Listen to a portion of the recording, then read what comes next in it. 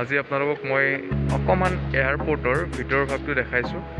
আপোনালোকে যদি লক্ষ্য কৰিছে এই পাৰ্টটো যিটো জেগাত মই থিয় হৈ আছোঁ আৰু আপোনালোকক ভিডিঅ' কৰি দেখাবলৈ অলপমান চেষ্টা কৰি আছোঁ, এই জেগাটো কি হ'ব পাৰে আপোনালোকে হয়তো নিশ্চয়কৈ গম পাইছে যদি আপুনি বিমানেৰে ট্ৰেভেল কৰিছে।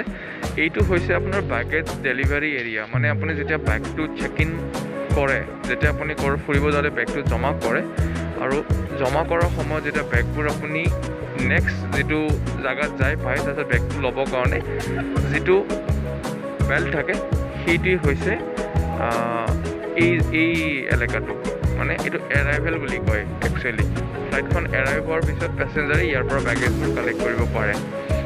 তো চাব পাৰে আপোনালোকে, ভাল লাগিছে আমাৰ গুৱাহাটী এয়াৰপৰ্টটো বহুত।